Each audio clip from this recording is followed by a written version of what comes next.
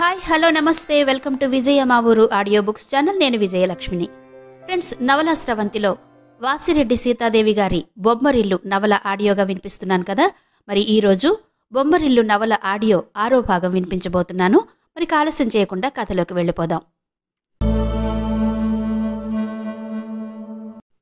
కార్లో రేణుక పక్కన ముందు సీట్లో కూర్చుంటూ, నువ్వే డ్రైవ్ చేస్తావా? డ్రైవర్ని పెట్టుకోలేదా? అడిగింది సీతాలక్ష్మి. డ్రైవర్ ఉన్నాడు, ఆరోగ్యం బాగాలేదు, 2 రోజులు సెలవు పెట్టాడు అంది రేణుక కారు స్టార్ట్ చేస్తూ.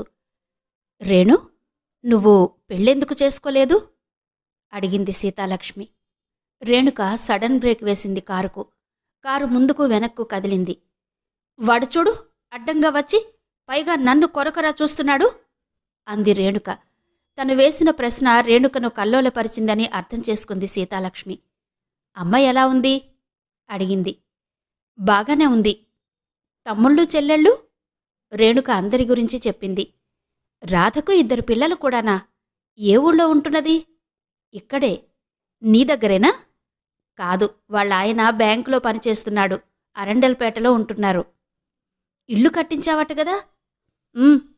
బ్యాంకులో ఎన్ని లక్షలున్నాయి? రేణుక చిరునవ్వు నవ్వింది. సమాధానమివ్వలేదు. కారు ఒక ఇంటి ముందు ఆగింది. అతి కష్టం మీద ఈ పోర్షన్ దొరికింది. పెద్దింటి కోసం వెతుకుతున్నాం. హైదరాబాద్ బంజారా హిల్స్లో ఇల్లు కట్టించుకున్నాం. అద్దె 2000. మా వారు రిటైర్ అయ్యాక అక్కడ సెటిల్ అవుతాం చెప్తోంది సీతాలక్ష్మి. రేణుక వింటూ నడిచింది.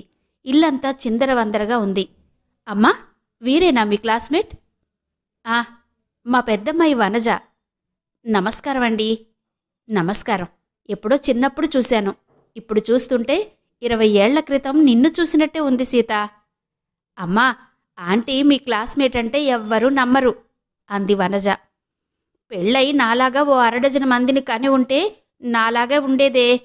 సీతాలక్ష్మి పకపక నవ్వింది తన జోకుకు తానే. రేణుకకు నవ్వు రాలేదు. రేణుకను పడక గదిలోకి తీసుకువెళ్ళింది. పెద్ద పెద్దవి 4 ఆల్బమ్స్ తీసి ముందు వేసింది. ఒక్కొక్కటే తెరిచి చూపించసాగింది సీతాలక్ష్మి. రేణుకకు పెద్దగా చూడాలని లేదు. చాలామంది అలాగే చేస్తారు. ఆ ఫోటోల్లో ఉన్నవాళ్లు చాలామంది తెలిసుండరు, అయినా చూపిస్తారు. కాబట్టి ఇంట్రెస్ట్గా చూస్తున్నట్టు ఎదుటి మనిషి నటించక తప్పదు. ఇదో రకమైన టీజింగ్గా అనిపిస్తుంది రేణుకకు. అందుకే రేణుక ఎప్పుడూ ఎవరికీ తన ఆల్బమ్స్ చూపించదు. అడిగితే చూసుకోమని ఇచ్చేస్తుంది. రేణు, మనం ఎన్ని కబుర్లు చెప్పుకునేవాళ్లం. ఒక కంచంలో తిని ఒక మంచంలో పడుకున్న రోజులు గుర్తున్నాయి అంది సీతాలక్ష్మి. కొంపదీసి ఇప్పుడు కూడా ఆ పని చేద్దామంటావా ఏంటి? రేణుక భయం నటిస్తూ అంది. సీతాలక్ష్మి గొల్లున నవ్వింది. అమ్మా, వడ్డించాను రండి. లేరేణు, భోజనం చేద్దాం. ఇప్పుడు భోజనమా? 1:30 అయింది. ఇంకా నీకు టైం కాకపోతే ఆగుదాంలే. అది కాదు, ఇంటికి వెళ్దామని. వెళ్దూగాన్లే. ఇంతకాలానికి కనిపించావు. భోజనం చెయ్యకుండా ఎలా వెళ్ళనిస్తాననుకుంటున్నావే? ఇద్దరూ ఎన్నో కబుర్లు చెప్పుకుంటూ భోజనం చేశారు. పడక గదిలోకొచ్చారు. కాసేపు పడుకో అంది సీతాలక్ష్మి. పగటి నిద్ర అలవాట్లేదు. ఊరికి అలా నడుం వాల్చు అంటూ సీతాలక్ష్మి 2వ మంచం మీద నడుం వాల్చింది. రేణుక కూడా పడుకుంది. రేణు, కళ్ళు మూసుకునే అంది రేణుక. ఇప్పుడు చెప్పవే. ఏంటి? నీ గురించి. నా గురించా? ఏముంది చెప్పడానికి? రేణు, నేను పరాయిదాన్నిగా కనిపిస్తున్నానా? నా దగ్గర కూడా నీకు సందేహమైనా? రేణుక ఆలోచిస్తూ పడుకుంది. నువ్వు పెళ్ళెందుకు చేసుకోలేదే? ఎవరినో ప్రేమిస్తున్నట్టు ఒకసారి నువ్వు సెలవులకు చిత్తూరుకొచ్చినప్పుడు చెప్పావు. రేణుక మౌనంగా ఉండిపోయింది. అతను మోసం చేశాడా? అందుకే ఇలా ఉండిపోయావు కదూ? చెప్పు రేణు. ఎవడో ఒకడు మోసం చేసినంత మాత్రాన పెళ్లి చేసుకోకుండా ఉండడం మూర్ఖత్వం. నీకు నేను చెప్పదగిందాన్ని కాదనుకో. నాకంటే ఎక్కువ చదివిందానివి. అయినా జీవితానుభవం నాకే ఎక్కువుంది. నీ క్షేమం కోరేదాన్ని. అందుకే అడుగుతున్నాను. నీకు బాధ కలిగిస్తే మళ్ళీ ఆ ఊసెత్తను అంది సీతాలక్ష్మి. అతను మోసం చెయ్యలేదు. తనకు తానే చెప్పుకుంటున్నట్టుగా అంది రేణుక. మరి? ఆశ్చర్యంగా అడిగింది సీతాలక్ష్మి. నాన్నగారు యాక్సిడెంట్లో పోవడం గురించి నీకు తెలుసు. ఇంటి బాధ్యత నా మీద ఉందని కూడా తెలుసు. అవును, నువ్వు ఆస్పత్రి పెట్టిన కొత్తలో చెప్పావు. కొద్దికాలం నువ్వు సెటిల్ అయ్యేంతవరకు అలా ఉంటావనుకున్నానే గాని ఇలా ఇంతకాలం. నేను సెటిల్ అవ్వడం కాదు సమస్య. నా వాళ్లను జీవితంలో సెటిల్ చేయడం. అదేలే, నువ్వు సెటిల్ అయితే వాళ్లకు ఆర్థిక సహాయం చేయొచ్చుగా. అమ్మ ఉన్నారాయే, అందుకోసం పెళ్లి మానుకోవడమేంటి? నువ్వు ప్రేమిస్తున్న అతను ఎక్కడ ఉన్నాడు? పెళ్లి చేసుకున్నాడా? లేదు. మరి ఇప్పుడైనా అతన్ని చేసుకోవచ్చుగా. ఆ అవకాశం లేదు. ఎందుకని? అతను చనిపోయాడు. రేణు? అవును, అతను చనిపోయాడు అంది రేణుక నిర్వికారంగా. సారీ రేణు. రేణుక మౌనంగా ఉండిపోయింది. చాలాసేపు ఇద్దరిలో ఎవరూ మాట్లాడలేదు. అంతలో పక్కన గురక వినిపించింది. సీతాలక్ష్మికి కునుకు పట్టింది. అదృష్టవంతురాలు, రేణుక మనసులోనే అనుకుంది. రేణుకకు పూర్తిగా నిద్ర పట్టలేదుగాని మగతగా కళ్ళు మూసుకుంది. సీతాలక్ష్మి ఓ గంట తర్వాత తుళ్ళిపడి లేచింది. నిద్రపోయాను కదూ, అన్నం తినగానే ఓ గంట పడుకుంటేగాని మనిషిని కాను అంటూ లేచి వెళ్ళింది. 5 నిమిషాల్లో 2 కప్పుల్లో టీ తెచ్చింది. ఇద్దరూ కూర్చుని మౌనంగా టీ తాగుతున్నారు. ఏది ఏమైనా నువ్వు మాత్రం జీవితాన్ని నాశనం చేసుకున్నావు అంది సీతాలక్ష్మి. రేణుక తుళ్ళిపడింది. కాఫీ ఒలికి చేతిమీద చీరమీద పడింది. అయ్యయ్యో, చీర పాడవుతుంది అంటూ లేచి టవల్ తడిపి తెచ్చి చీరమీద అద్దింది. పర్వాలేదులే. బాధ పెట్టానా రేణు? లేదు. నేను జీవితం నాశనం చేసుకున్నానని కదూ అన్నావు? నేనలా అనుకోవడం లేదు. తన కోసం తను బ్రతకడంలోనే జీవితం సార్థకం ఉంది. ఇంటికి పెద్ద బిడ్డను, నాన్న మాటను నిలబెట్టుకున్నాననే సంతృప్తి నాకుంది. నేను బాధపడడం లేదు. అది నేను నమ్మను. అన్నలు, తమ్ముళ్ళు, అక్కలు, చెల్లెళ్ళు, మమతలు, మమకారాలు ఎంతకాలం? ఎవరి స్వార్థం వారిది. ఇవాళ నీ డబ్బు కోసం నిన్నందరూ ఆదరించవచ్చు.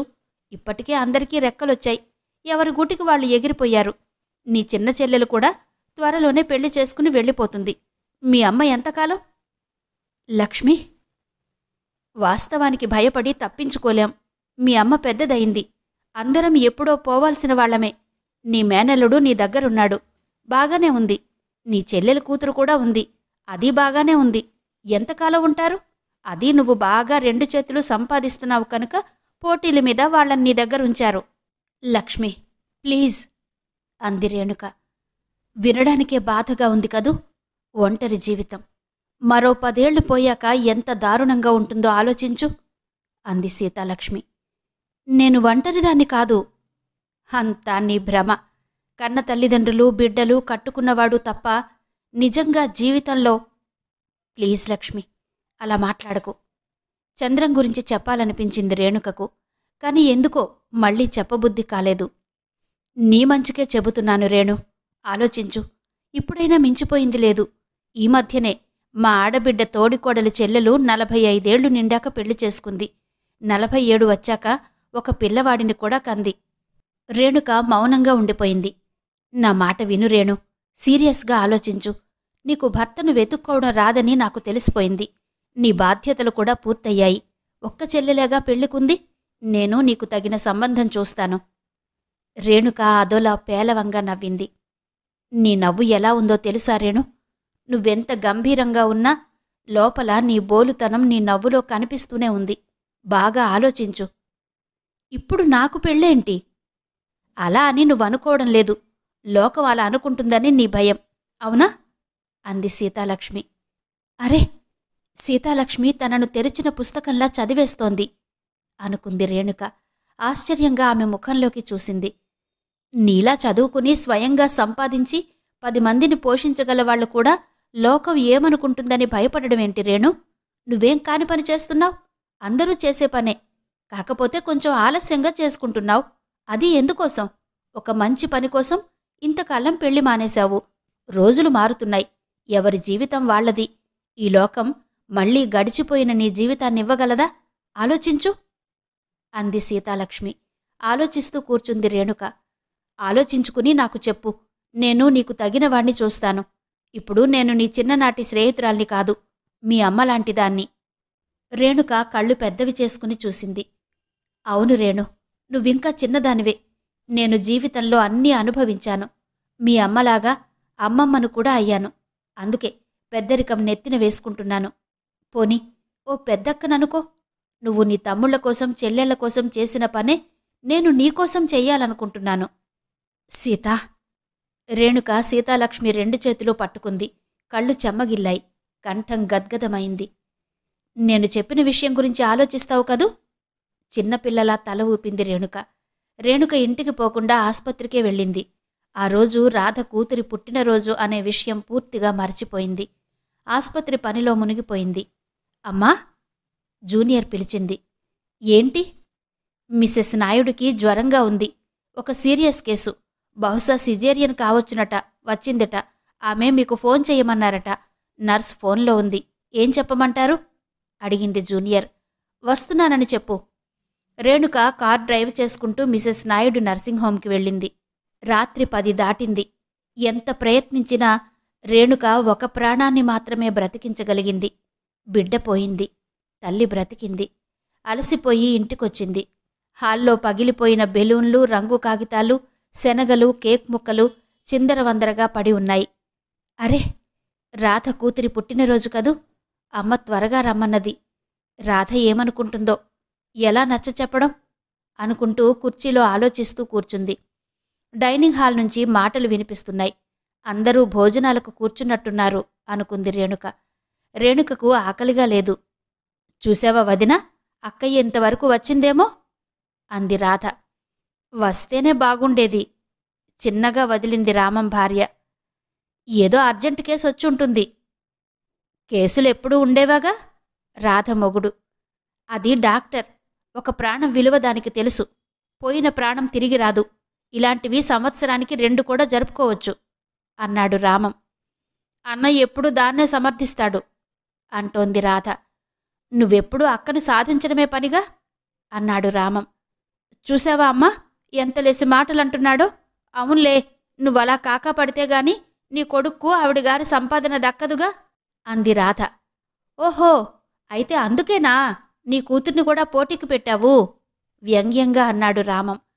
ఆ మూల్యనిక్కడుంచడం పాపం బావగారికి కష్టంగా ఉన్నట్టుంది. తీసుకెళ్ళిపోతాం. మా బిడ్డ మాకేం బరువు కాదు. అక్కయ్య ముష్టి డబ్బు కోసం మేమేం ఆశించడం లేదు అన్నాడు సుధీర్ కోపంగా. రాధ ముఖం ముడుచుకుంది. వాళ్ళు ఒకటి. తనే ఈ ఇంటికి పరాయిది. తనకెందుకులే అన్నట్టు రామం భార్య మౌనంగా తల వంచుకుని భోజనం చేయడంలో నిమగ్నమైనట్టు ఉండిపోయింది. అమ్మా, నువ్వేం మాట్లాడవే అంది రాధ. కడుపు చించుకుంటే కాళ్లమీద పడుతుంది. నేనేం మాట్లాడనే అంది తల్లి. నేనేమన్నానని అన్నయ్య అక్కను వెనకేసుకురావాలి? నాకు మాత్రం అక్క కాదు, వాడికి మాత్రమేనా ఈ ఇంటి మీద అక్క సంపాదన మీద హక్కు ఉన్నట్టు మాట్లాడుతున్నాడు? దాదాపు ఏడుస్తున్నట్టే అంది రాధ. రామం ఏదో అనబోయాడు. భార్య మీరు మాట్లాడకండి అన్నట్టు కళ్లతోనే వారించింది. మీ అక్కయ్య ఏది? మీ అక్కయ్య పిల్లకి ఏం పెట్టింది అంటూ వచ్చిన వాళ్లంతా అడగడమే. ఏం చెప్పాలో తెలియక ఎవ్వరికీ సమాధానం చెప్పలేదు. కనీసం ఇంత గౌను గుడ్డన్నా కొన్నదా గుణుస్తూ అంది రాధ. అది గౌను కొనడమేంటే? ఈ ఖర్చంతా ఎవరిది? ఆ పులిగోరు కూడా అదిచ్చిన డబ్బుతోనేగా కొన్నాను.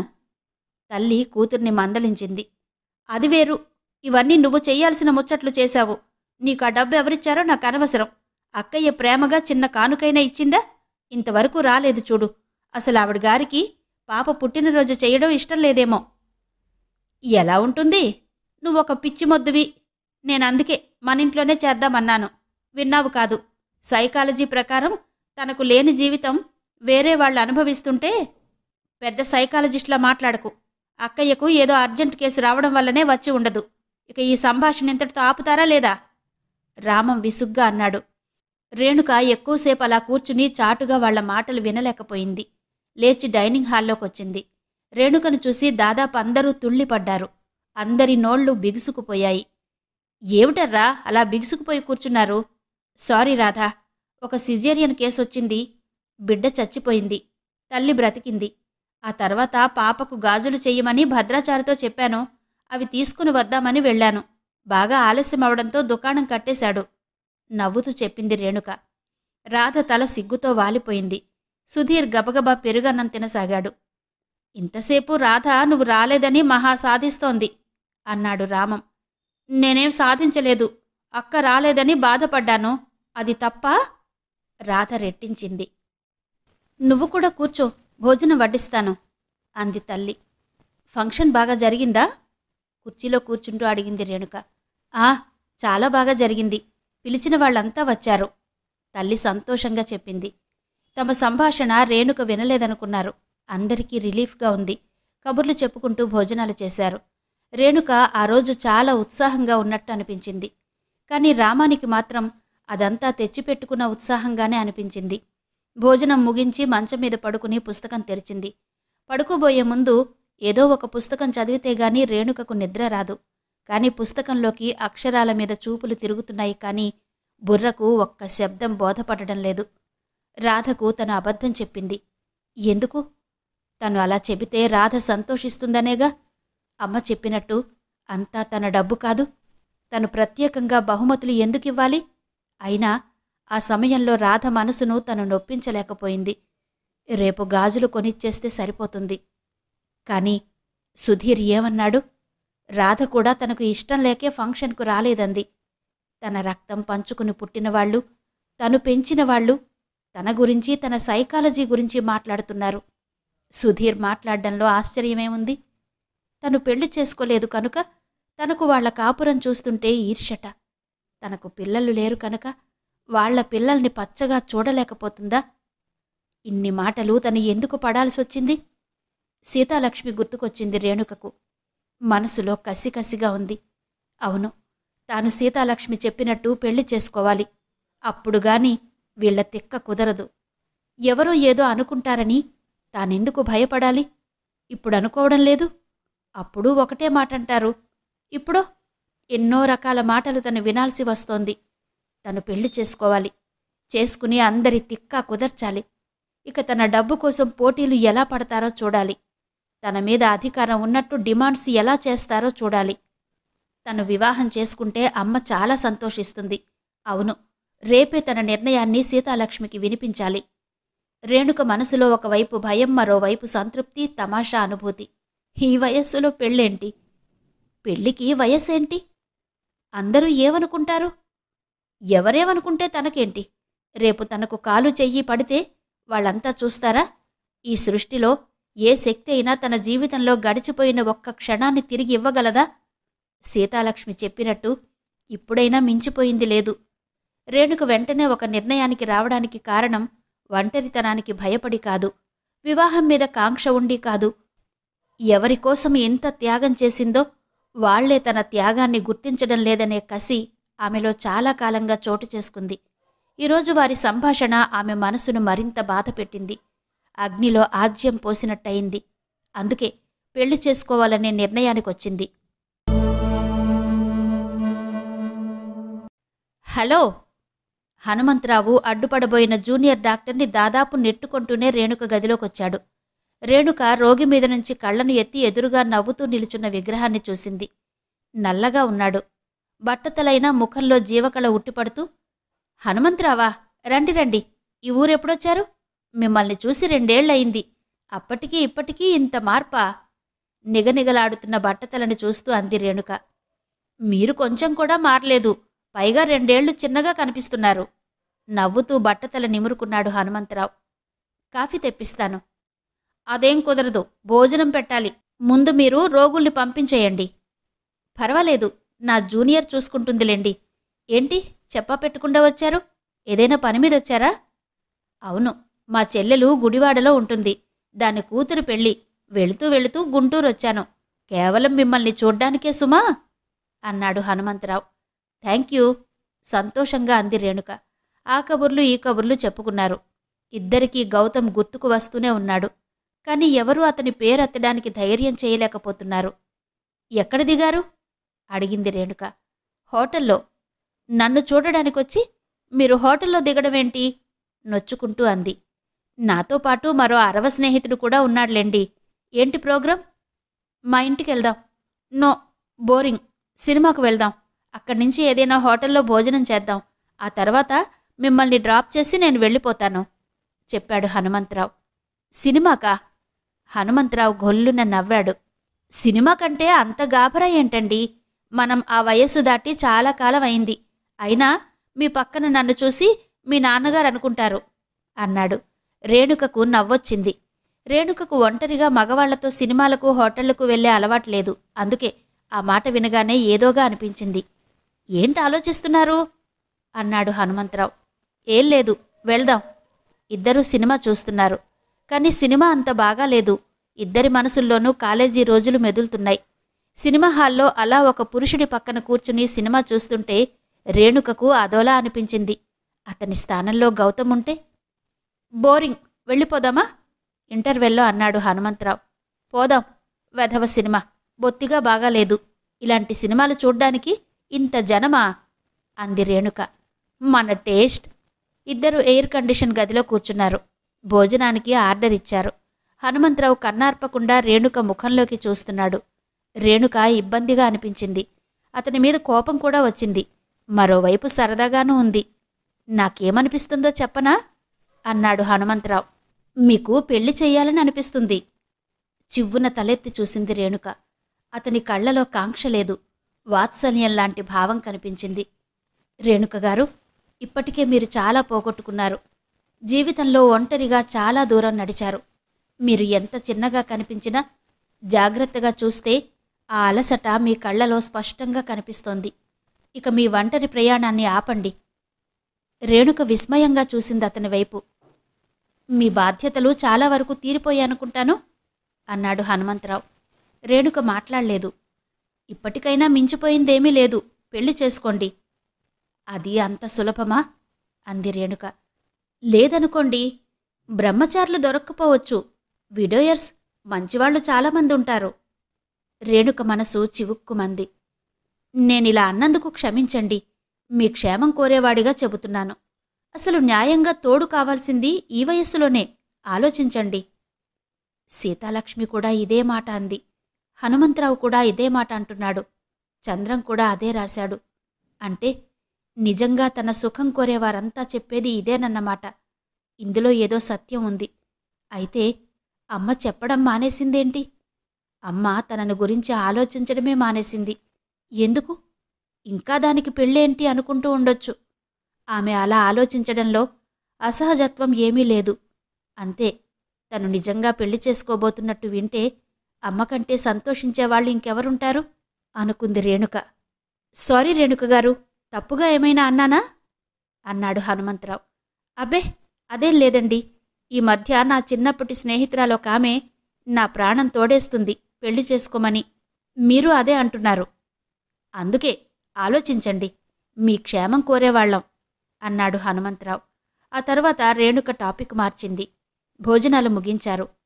12 కావస్తోంది అంది రేణుక కారులో కూర్చుంటూ. కారు వచ్చి రేణుక ఇంటి ముందాగింది. అయ్యగారిని దించి వెళ్ళిపో, డ్రైవర్తో రేణుక అంది. Good bye. బాయ్. కారు కదిలి వెళ్ళిపోయింది. తల్లి తలుపు తీసింది. వెనక్కు తిరిగింది. ఆమె ఎందుకంత సీరియస్గా ఉందో రేణుకకు అర్థం కాలేదు. నిద్రలో ఉందేమో అనుకుంది. అన్నం తిన్నావా అమ్మా? అడిగింది తల్లిని. లేదు, ముభావంగా అంది. నేను తినే వచ్చాను, నువ్వు తిను. ఎక్కడా? రేణుకకు ఒళ్ళు మండింది. ఎక్కడో ఒకచోట అనాలనిపించింది. కాని హోటల్లో అని చెప్పింది. సినిమాకు వెళ్ళావా? అదోలా పలికింది తల్లి కంఠం. రేణుక గిర్రున తిరిగి చూసింది. అవును, ఏ? ఇంతకాలం లేని అలవాటు ఇప్పుడేంటి? ఏంటి నువ్వనేది? తీవ్రంగా తల్లి ముఖంలోకి చూసింది. ఎంతో మంచి పేరు తెచ్చుకున్నావు అంది తల్లి. ఇప్పుడేమైంది? అడిగింది రేణుక. ఎవరో మగవాడితో సినిమాకు వెళ్ళావటగా? ఎవరు చెప్పారు? రాధ చెప్పింది. దాని మొగుడు స్నేహితులతో అదే సినిమాకొచ్చాడట. మీ వదినతో ఉన్నదెవరోయని వాళ్ళు అడిగారట. అతనికి తల కొట్టేసినట్టయిందట. రేణుక తల ఓ క్షణం గిర్రున తిరిగింది. రేణుకకు ఎక్కడలేని కోపం వచ్చింది. తల్లి కంఠం నులమాలనిపించింది. ఇంటికి నిప్పు పెట్టాలనిపించింది. రాధ మొగుణ్ణి చీమల మర్రికి కట్టి చింతబరికతో తన్నాలనిపించింది. వీళ్లంతా తనకు నీతులు బోధిస్తారా? తనను అదుపులో పెడతారా? తనకు బుద్ధులు చెప్తారా? రేణుకకు తనమీద తనకే కోపం వచ్చింది. నిలువునా దహించుకుపోసాగింది. మంచి పనయింది. ఇంత సైనడ్ తిని చావమను. అతనికి దొరక్కపోతే నేనే ఇస్తాను కసిగా అంది రేణుక. అది కాదే. ఏది కాదు? కోపంతో వణికిపోతోంది రేణుక. నా వయసేంటి, చదువుకున్నదేంటి, నా జీవితమేంటి? నేను డాక్టర్ని. వాళ్ళందరి కోసం డబ్బు సంపాదించి ప్రయోజకుల్ని చేశాను. కట్నమిచ్చి పెళ్లి చేశాను. నా క్లాస్మేట్ మద్రాసు నుంచొస్తే సినిమాకు వెళ్ళాను. అంత మాత్రాన మీరంతా నాకు నీతులు చెబుతారా? నాకు నాకు మీరందరూ నా జీవితాన్ని నాశనం చేసిన మీరు పారాసైట్లు జలగల్లా నా రక్తాన్ని పీలుస్తున్నారు. నేను లేకపోతే బతకలేని మీరు నన్ను నన్ను తప్పులు పడతారా? బుద్ధులు చెప్తారా? ఆ పైన మాటలు పెగల్లేదు రేణుకకు. తల్లి బిత్తరపోయి చూస్తూ నిలబడింది. చరచరా తన గదిలోకి వెళ్ళిపోయింది రేణుక. బట్టలు కూడా మార్చుకోకుండా మంచానికి అడ్డం పడింది. ఇన్సల్ట్! ఇంత అవమానమా? రాధ వచ్చి ఏదో వాగితే అమ్మ దాని చంప పగల కొట్టకుండా తనేదో చెయ్యరాని తప్పు చేసినట్టు ముఖం లావుగా పెట్టుకుంది. భోరుని ఏడవాలని ఉంది రేణుకకి. ఈ రోజున ఆ ఏడుపు కూడా రావడం లేదు. మంచం మీద అశాంతిగా అటూ ఇటూ కదులుతోంది. నిద్ర రావడం లేదు. గుండెల్లో ఏదో తగలబడిపోతున్నట్టుగా ఉంది. బుర్రలో ఏదో పురుగు తొలుస్తున్నట్టుగా అశాంతిగా ఉంది. వాడు వాడు ఆ సుధీర్గాడు ఏమనుకుంటున్నాడు? బయటకొచ్చింది. తల్లి మంచం మీద ముడుచుకుని పడుకుని ఉంది. లైట్ వేసింది. సుందరమ్మ తుళ్ళిపడి లేచింది. కూతుర్ని చూసింది. ఆమె రూపం చూసింది. కొత్త మనిషి చూస్తున్నట్టు చూస్తూనే ఉండిపోయింది. అమ్మా, ఇప్పుడే చెబుతున్నాను. ఇక రాధగాని దాని మొగుడుగాని ఈ గడప తొక్కడానికి వీల్లేదు. వాళ్లకు చెప్పు.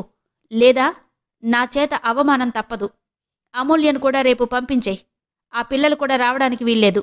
నా సంపాదనలో ఒక్క దమ్మిడి అయినా వాళ్లకు ఖర్చు పెట్టడానికి వీల్లేదు. అలా చేశావని తెలిసిన రోజున నీకు ఈ ఇంట్లో స్థానం ఉండదు. గబగబా అనేసి సుడిగాలిలా వెళ్ళిపోయింది. సుందరమ్మ కూతురు వెళ్లిన వైపే పిచ్చిచూపులు చూస్తూ ఉండిపోయింది. రెండో రోజు రేణుక ఆలస్యంగా నిద్రలేచింది. కళ్ళు ఎర్రగా ఉన్నాయి. రెప్పలు బరువుగా వాలిపోతున్నాయి. జ్వరం వచ్చినట్టు, ఒళ్ళు పులిసినట్టు ఉంది.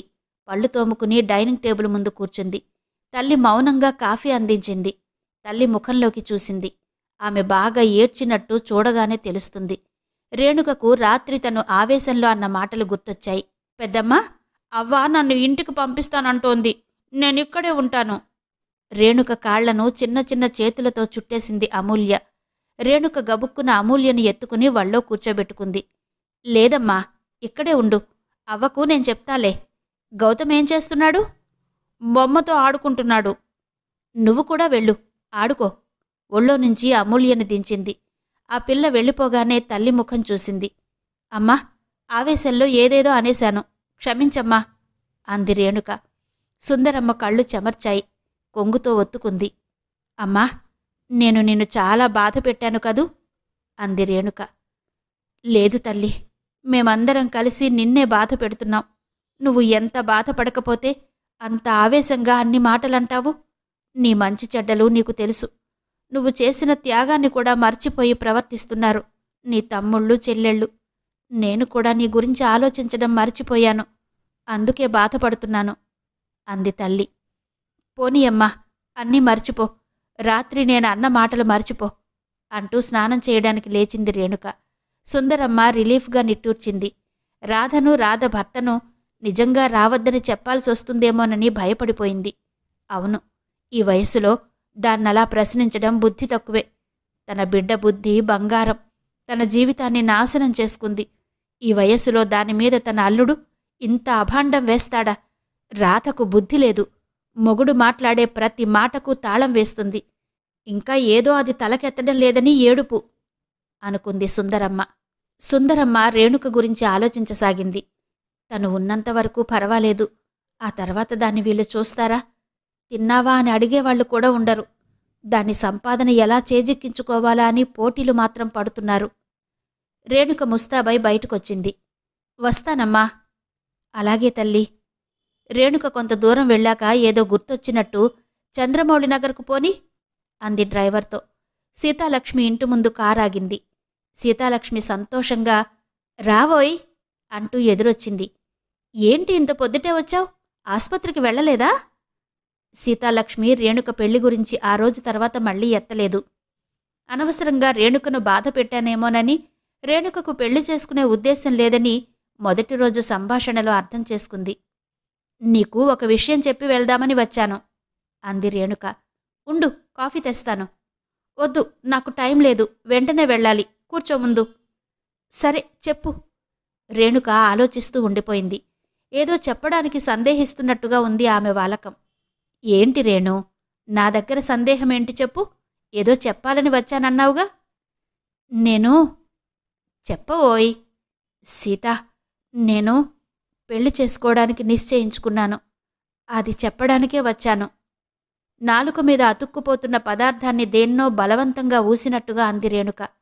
సీతాలక్ష్మి ఓ క్షణం రేణుక ముఖంలోకి విస్మయంగా చూసింది. నిజంగా? నిజంగానే. నాకు ఎంత సంతోషంగా ఉందో చెప్పలేనే రేణు. ఎవర్ని చేసుకోవాలనుకుంటున్నావు? రేణుక చివ్వున తలెత్తి సీతాలక్ష్మి ముఖంలోకి చూసింది. నాకు భర్తను వెతుక్కోవడం రాదని నువ్వే అన్నావుగా అంది రేణుక. సీతాలక్ష్మి ప్రశ్నార్థకంగా చూసింది. అలా చూస్తావేంటి? ఆ బాధ్యత నీమీదే పెడుతున్నాను. టైం అయింది, వస్తాను అంది రేణుక. సీతాలక్ష్మి సంతోషంతో ఉక్కిరిబిక్కిరైపోయింది. రేణు, నాకు నిజంగా సంతోషంగా ఉందే. మీ అమ్మకు చెప్పావా? అవన్నీ నువ్వే చూసుకో అంటూ చరచరా వెళ్లి కారులో కూర్చుంది రేణుక. కారు బయలుదేరింది. గడపలో నిల్చున్న సీతాలక్ష్మికేసి రేణుక చూడలేదు. అనడానికైతే అనేసింది కాని తీరా అన్న తర్వాత రేణుకకు ఏదోగా అనిపించసాగింది. అందుకే సీతాలక్ష్మి ముఖంలోకి సూటిగా చూడలేకపోయింది. తను తొందరపడలేదు కదా? ఈ వయస్సులో ముక్కు ముఖం తెలియని వాడిని చేసుకోవడం వివేకంతో కూడిన పనేనా? ఏదో భయం రేణుక మనసును చుట్టివేసింది. ఏవైనా సరే తను సుఖపడ్డా పడకపోయినా పెళ్లి చేసుకోవాలి. తన డబ్బు కోసం కూర్చున్న తన వాళ్లమీద కసి తీర్చుకోవాలి. తనను హనుమంతరావుతో సినిమాలో చూసి ఎంత హంగామా చేశారు. రాధ మొగుడికి తను పెళ్లి చేసుకుంటుందేమోననే భయం పట్టుకుని ఉండాలి. అందుకే తను ఇంత త్వరగా నిర్ణయానికి రాగలిగింది. కేవలం అందుకేనా? తన మనసును తనే తడిమి చూసుకుంది రేణుక. కాదు కాదు, తను కూడా ఏదో అసంతృప్తితో బాధపడుతోంది. తన కష్టసుఖాలను పంచుకునే సహచరుడు కావాలనే భావం తనకు తెలియకుండానే తన మనసులో ఏర్పడింది. అలా జరగనందుకు ఓవైపు తన మనసు పచ్చి పుండులా సలుపుతూనే ఉంది. తను అలసిపోయింది. తనను ఓ క్షణం సర్వం మరిచి విశ్రాంతి తీసుకోవడానికి ఎవరిదైనా నీడ కావాలి. తన మనసులో ముందున్న ధైర్యం ఇప్పుడు లేదు. అందుకే ప్రతి చిన్న విషయానికి తను ఇరిటేట్ అవుతోంది. దుఃఖం వస్తోంది. తన వాళ్లంతా తనకు శత్రువులుగా కనిపిస్తున్నారు. అయినా ఆలోచిస్తే తనకేం కావాలో తను తెలుసుకోగలదు. కాని ఆ విషయం ఆలోచించడానికి భయం వేసేది. తనకు మనసులో లేకపోతే ఈ వయస్సులో సీతాలక్ష్మి చెప్పినంత మాత్రం చేత తను వివాహం చేసుకునేదా? హనుమంతరావిచ్చిన సలహా తనకు ఎందుకు చిరాకు కలిగించలేదు? ఇతరుల సలహాలను మనం మన మనసుకు అనుకూలంగా ఉన్నప్పుడే పాటిస్తాం అనుకుంది రేణుక. ఈ ఫోటో చూడు రేణు. రేణుక గుండెలు దడదడలాడాయి. ఇంకా తన గుండెకు స్పందించే ఆర్ద్రత ఉందా? తను 42 వయసులో పెళ్లికొడుకు ఫోటో చూడాలంటే సిగ్గుపడుతోందా? సిగ్గు కాదు, ఏదో అర్థం కాని సందేహం. తను చేస్తున్నది తనకు తగిన పని కాదనే భయం. ఏదో చెయ్యరాని పని చేస్తున్నట్టు సంకోచం. చూడవోయ్. ఫోటో అందుకుంది రేణుక. చెయ్యి కొంచెంగా వణికింది. తమాషా అనుభూతి. సంతోషంగా లేదు, విచారంగానూ లేదు. చెప్పలేని భావాల మిశ్రమ అనుభవం. చూడు రేణు, ఫోటో చేతిలో పట్టుకుని చూడకుండానే ఆలోచిస్తావేంటి అంది సీతాలక్ష్మి. రేణుక ఫోటో కేసి చూసింది. నిర్వికారంగా చూసింది. అంతకుముందు కలిగిన తడబాటు కూడా ఇప్పుడు లేదు. మనిషి కొంచెం నలుపు. రేణుక మౌనంగా ఉంది. నీకు గుర్తుందా రేణు? మగవాళ్లు తెల్లగా పప్పులా ఉంటారని చిన్నప్పుడు అనేదానివి. ప్లీజ్ ఆ సంగతులు గుర్తు చెయ్యకు. కళ్ల ముందు గౌతమ్ రూపం కనిపించింది. కంఠం వణికింది రేణుకకు. అది కాదే రేణు, నీ టేస్ట్ నాకు తెలుసుగా. ఇతను నీకు తగినవాడనే ఉద్దేశంతో. తగినవాడు. ఆ మాటలు రేణుక చెవులకు ఎబ్బెట్టుగా తోచాయి. ఈ వయసులో అరేంజ్డ్ మ్యారేజ్ ఏంటి? పరిచయం ఉండి భావాలు కలిసిన వ్యక్తితో జీవితాన్ని పంచుకోవడం వేరు. ఫోటో అక్కడే వదిలేసి పారిపోవాలనిపించింది రేణుకకు. అతనికి బాధ్యతలు లేవు. 4 పిల్లలకు పెళ్లిళ్లు చేశాడు చెప్తోంది సీతాలక్ష్మి. రేణుకకు నవ్వొచ్చింది. ఎందుకు నవ్వుతావు? కష్టపడకుండానే నాకు 4 ఎదిగి ప్రయోజకులైన పిల్లలున్నారని తెలిసి సంతోషం పట్టలేక. రేణుక కంఠం జీరబోయింది. చ, సెంటిమెంట్స్ పెట్టుకుంటే ఎలానే? ఈ రోజుల్లో పెళ్లికాన్ని ఆడవాళ్లు చాలామంది కనిపిస్తున్నారు. కాని ఇలాంటి మగవాళ్ళు కనుచూపు మేరలో కనిపించడం లేదు. నీలాంటి వాళ్లకు విడోయర్స్ తప్ప బ్రహ్మచారులు దొరకడం కష్టం. వాస్తవానికి దగ్గరగా ఆలోచించు రేణు అంది సీతాలక్ష్మి. రేణుక మౌనంగా కూర్చుంది. రామచంద్రం భార్య పోయి 2 ఏళ్లయింది. రామచంద్రం ఎవరు? యథాలాపంగానే అడిగింది రేణుక. నీ మొహం, నువ్వే లోకంలో ఉన్నావే? నేను చెప్పేది సరిగా వినడం లేదు కదూ? రామచంద్రం, అదే ఫోటోలోని వ్యక్తి పేరు. ఆహా, సిలోన్ మిలిటరీ నుంచి రిటైర్ అయ్యాడు. 45 ఏళ్ల కంటే ఎక్కువ ఉండవు. ఇంకా? మాకు దూరపు బంధువు. 4 పిల్లలుండి ఈ వయసులో ఎందుకు పెళ్లి చేసుకోవాలను 4 పిల్లలుండే ఈ వయసులో ఎందుకు పెళ్లి చేసుకోవాలనుకుంటున్నాడో అంది రేణుక. పిల్లలు ఎవరిదారి వాళ్ళు చూసుకున్నారు. అతని లైఫ్ కంపానియన్ కావాలి. శేష జీవితం భారతదేశంలో గడపాలని ఉందట. మనిషికి కష్టం సుఖం చెప్పుకోవడానికి, ముఖ్యంగా ఈ వయసులో ఒక తోడుండాలి. చిన్నప్పుడు నాకు మా ఆయన మీద పెద్దగా ప్రేముండేది కాదు. ఎప్పుడూ అమ్మ దగ్గరికే వచ్చేదాన్ని. కాని ఇప్పుడు ఒక్కరోజు కూడా ఆయన్ను వదిలి ఉండలేను చెప్తోంది సీతాలక్ష్మి. అసలు సంగతికి రా అనాలనుకుంది రేణుక. కాని వింటున్నట్టుగా కూర్చుంది. రేణు, మీ అమ్మ ఎంతకాలం ఉంటుంది? నీకు తోడు కావాలి. అందుకే నిన్ను పెళ్లి చేసుకోమని ప్రోద్బలం చేశాను. చివరికి అంగీకరించావు. ఆయనతో సంప్రదించాను. రేణుక మరోసారి ఫోటోలు కేసి చూసి సీతాలక్ష్మికి అందించింది. నచ్చాడా? నచ్చితే చెప్పు, అతన్ని వెంటనే రమ్మని రాస్తాను. రేణుకకు పుట్టెడు దిగులు ముంచుకొచ్చింది. ఎందుకో అర్థం కావడం లేదు. 1 వారం రోజులు టైం ఇవ్వు అంది రేణుక. ఈలోగా మీ అమ్మగారితో మాట్లాడనా? రేణుక గాభరా పడింది. ఇప్పుడే వద్దు, నా నిర్ణయం తెలియచేశాక. అలాగేలే. కారులో కూర్చున్న రేణుక బుర్రలో ఆలోచనలు తేనె పట్టును కదిలించినట్టు కదిలాయి. తన పెళ్లి మాట విని అందరూ ఏమనుకుంటారు? తనవాళ్లే కాక తన దగ్గరకు వచ్చే పేషెంట్స్, తన జూనియర్, వాళ్లేమనుకుంటారు? మహా అనుకుంటే ఈ వయసులో పెళ్ళేంటని అనుకుంటారు. కొద్ది రోజులు మాట్లాడుకుంటారు. ఆ తర్వాత ఎవరూ ఎవరిని పట్టించుకోరు. కొత్త కొత్త విషయాలు ఆలోచించడానికి, మాట్లాడుకోవడానికి ఎప్పటికప్పుడు దొరుకుతూనే ఉంటాయి. అయినా ఎవరి గురించో తనెందుకు ఆలోచించాలి? అమ్మ ఏమనుకుంటుందో? అమ్మ సంతోషిస్తుంది. చంద్రం సంతోషిస్తాడు. సరళ చిన్నపిల్ల, దానికిదేమీ పట్టదు. ఇకపోతే వాళ్ల గురించి, కేవలం తన డబ్బు కోసం తన చుట్టూ తిరిగే వాళ్ల గురించి ఆలోచించడం అనవసరం. కానీ తను ఈ వివాహం చేసుకుని సుఖపడుతుందా? ఆలోచించడానికి తనకే బాగాలేదు. అతని పేరేంటి? రామచంద్రం. అతని స్వభావం ఎలాంటిదో? తను పాలిటిక్స్ గురించి మాట్లాడుతుంటే అతను సినిమాల గురించి మాట్లాడే లెవెల్ వాడైతే హారిబుల్. అతను మిలిటరీలో ఆఫీసర్గా పనిచేసి రిటైర్ అయ్యాడు. అతని గురించి మరీ అంతగా అండర్ ఎస్టిమేట్ చేయడం అన్యాయం. ఏదన్యాయం? ఏంటో, తన ఆలోచనలు ఒక తీరు తెన్ను లేకుండా క్యాన్సర్ వ్యాధిలా ఎటుబడితే అటే అల్లుకుపోతున్నాయి. తన మనసు ఈ వివాహానికి ఎదురు తిరుగుతోంది. మనసులో పుట్టెడు దిగులుగా ఉంది. తను ముక్కు ముఖం తెలియని వాణ్ణి ఈ వయసులో చేసుకోవడమేంటి? సుఖంగా ఉన్న ప్రాణాన్ని కష్టపెట్టుకోవడం కాదా ఇది? తను ఈ వయస్సులో రాజీపడి జీవితాన్ని గడపగలదా? నోనో, తను పెళ్లి చేసుకోదు. సీతాలక్ష్మికి ఆ మాటే చెప్పేస్తుంది. ఇంటికి వెళ్ళగానే ఫోన్లో ఇక ఆ ప్రయత్నం చెయ్యొద్దు అని చెప్పేయాలి. రేణుక గుండెల నిండుగా గాలి పీల్చుకుంది. రేణుక ఇంటికొచ్చేసరికి రాధ భర్త కూర్చుని ఉన్నారు. టీపాయ్ మీద జరీ ముద్దలా ఉన్న పట్టుచీర పడేసి ఉంది.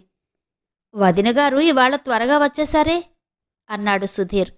రేణుక మాట్లాడలేదు. ఎవరో పేషెంట్స్ నువ్వు ఆపరేషన్ చేశావట తెచ్చి ఇచ్చాడే అమ్మాయి.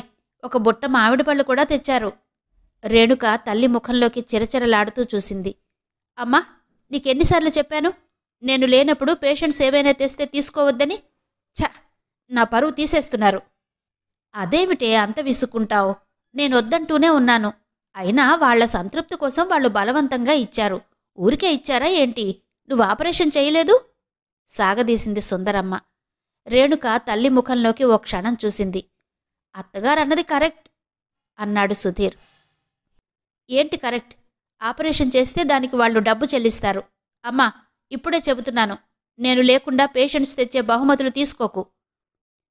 ఒకవేళ తీసుకున్నా వదినగారికి చెప్పకండి పళ్ళికిలించాడు సుధీర్. రేణుకకు ఒళ్ళు మండిపోయింది. నోర్ముయ్ అని అరవాలనిపించింది. రాధ ఆ చీర తీసి భుజం మీద వేసుకుంటూ, అక్కయ్యా, ఈ చీర నాకెలా ఉంది అంది సంభాషణ మరోవైపు తిప్పుతూ. రేణుక చురచుర చూసింది. రాధ చీర తీసి టేబుల్ మీద పడేసింది. నాకు కావాలని కాదు, ఊరికే ఎలా ఉందని అడిగాను. చూడక్కా, ఆ చీర నాకు కావాలన్నాను. రాధ కూడా తనకు కావాలంటుంది. ఇప్పుడిప్పుడే చీరలు కడుతున్న చిన్న చెల్లెలు సరళ చదువుతున్న పుస్తకం చేతిలోనే పట్టుకుని స్టడీ రూమ్ నుంచి బయటకొచ్చి అంది. మరదల పిల్లకు అప్పుడే చీరల మోజెక్కువయింది అన్నాడు సుధీర్. ఆడంగి వెధవా తిట్టుకుంది రేణుక మనసులోనే. పో బావా మెలికలు తిరిగిపోతూ అంది సరళ. తిన్నగా నిల్చోలేవు, ఏంటా మెలికలు తిరగడం? ఎవర్నీ ఏమీ అనలేక సరళని విసుక్కుంది రేణుక. సరళ కళ్లలో నీరు తిరిగింది. గిర్రున తిరిగి తన గదిలోకి వెళ్ళిపోయింది. వెళ్ళొస్తానమ్మా. రాధ లేచి నిలబడిపోయింది. ఆ చీర తీసుకెళ్ళు, సరళ చిన్నపిల్ల, రేణు ఎలాగూ కట్టుకోదు అంది తల్లి. రాధ చీరకేసి ఆశగా చూసింది. తీసుకో అన్నాడు సుధీర్. రాధ అక్క ముఖంలోకి చూసింది. తీసుకో రాధా అంది రేణుక. రాధ గబుక్కున చీర తీసుకుంది. ఆలస్యమైతే మళ్ళీ ఎవరైనా లాగేసుకుంటారన్నట్టు రేణుకకు నవ్వొచ్చింది కాని నవ్వలేదు. రాధ తల్లి ముఖంలోకి చూసింది. వద్దులే, అక్కయ్యనే కట్టుకోమను అంటూ మళ్ళీ చీర అక్కడే పెట్టింది. దానికంత పెద్ద చీరలెందుకే, అది కడుతుందా ఏమన్నానా? తీసుకో అంది తల్లి. తీసుకో రాధా, అమ్మ చెప్పినట్టు అలాంటి చీరలు నాకెందుకే అంది రేణుక. తీసుకోమంటుంటే పెద్ద బెట్టు చేస్తున్నావేమే అన్నాడు సుధీర్. వస్తాను అంటూ రాధ చీర తీసుకుని వెళ్ళిపోయింది. తను ఎటూ ఆ చీర కట్టుకోదు. కాని తల్లి ముందుగానే ఆ మాట అనడం ఎందుకో బాధనిపించింది. దానికంటే పెద్దవాళ్లు కట్టుకోవడం లేదు, నెక్లెస్లు జార్జెట్లు, పట్టుచీర కట్టుకోవడానికే అని ఒక్క మాట అమ్మ ఎందుకనలేకపోయింది?